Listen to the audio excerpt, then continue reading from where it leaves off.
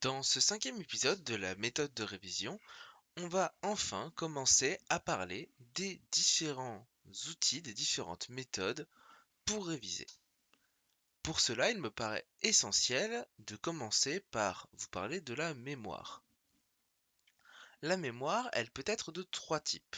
La première, c'est la mémoire dite de travail, qui garde en stock une information uniquement quelques secondes. On l'appelle mémoire de travail puisque tout simplement c'est la mémoire que l'on utilise quand on est par exemple à faire un exercice ou quand on est en train de discuter avec quelqu'un. Les informations que nous donne la personne, on les garde quelques secondes et on n'en a plus besoin après. Du coup, notre mémoire les élimine. On a ensuite une mémoire qui est dite à court terme, qui nous permet de garder les choses quelques minutes et pour la plupart du temps, c'est des choses qu'on nous a demandé de garder quelques minutes. Il a fallu faire la démarche de se dire je dois me rappeler de ça dans quelques minutes. Ça peut être par exemple, quand vous êtes en cours, une valeur ou une définition qu'on vous a exposée rapidement et qu'on vous demande d'appliquer.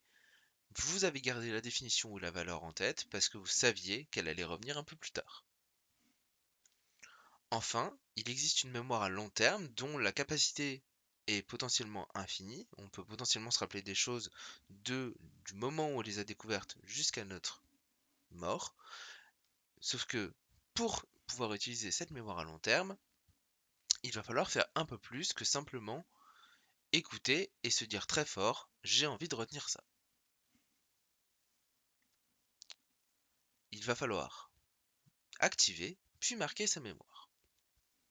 Pour que quelque chose passe de la mémoire de travail à la mémoire à court terme, puis de la mémoire à court terme à la mémoire à long terme, il va falloir régulièrement activer la connaissance. Il va falloir revenir sur la connaissance plusieurs fois. C'est d'ailleurs pour ça que dans un épisode précédent, je vous avais conseillé de faire des sessions de révision régulières mais plus courtes. C'est dans cette volonté d'avoir une régularité d'activation plusieurs fois à passer sur une notion est bien plus efficace qu'une fois longuement. Pour marquer sa mémoire, on peut aussi varier les méthodes suivant où, quand et comment on a vu une notion. Elle va nous marquer de manière différente et plus on varie les méthodes pour marquer son esprit, plus on a de chances que la connaissance reste. Je vais donc vous exposer d'ici la fin de la vidéo quelques méthodes que vous pouvez utiliser pour balayer vos notions. Parmi ces méthodes, il faudra que vous trouviez vos méthodes favorites, puisque tout le monde n'est pas forcément réceptif aux mêmes méthodes, tout le monde n'est pas forcément à l'aise avec les mêmes méthodes. À vous de faire le tri dans ce que je vais vous proposer et de garder uniquement ce qui vous plaît. Voici donc quelques méthodes de mémorisation. La première, la plus simple, qui est la plupart du temps celle que vous employez, c'est la lecture. Cette lecture, elle peut être silencieuse ou à haute voix. Certaines personnes détestent lire à haute voix et donc préféreront lire de manière silencieuse. D'autres ont besoin de s'entendre lire pour retenir. Souvent, la méthode de lecture, elle est agréable et facile, tout simplement parce qu'elle ne consomme pas beaucoup d'énergie, elle ne demande pas un gros effort, mais le souci, c'est que toute seule, elle est souvent trop juste pour marquer sa mémoire à long terme et donc pour avoir la connaissance ancrée en soi jusqu'au contrôle. À cette méthode de lecture, on peut rajouter une méthode potentiellement d'écriture ou de réécriture.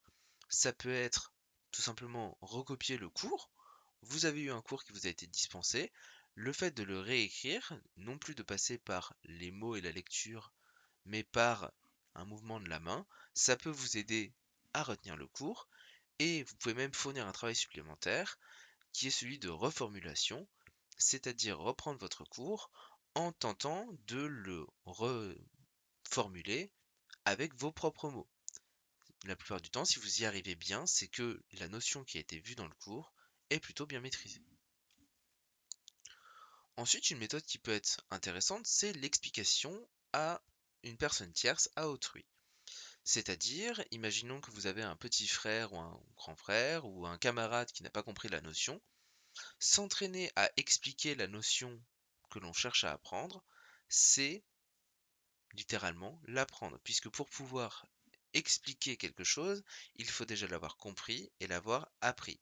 Donc se mettre dans la tête que l'on va expliquer peu importe à qui, la notion que l'on est en train de réviser, c'est l'apprendre pour le contrôle.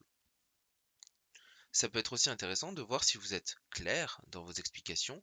Typiquement, si vous expliquez à votre petit frère une notion et qu'il n'a rien compris, c'est peut-être pas forcément parce que il n'avait pas les capacités pour comprendre, c'est peut-être parce que votre explication n'était pas claire. Auquel cas, vous pouvez repasser sur les méthodes précédentes pour tenter de mieux maîtriser la notion que vous tentez d'expliquer.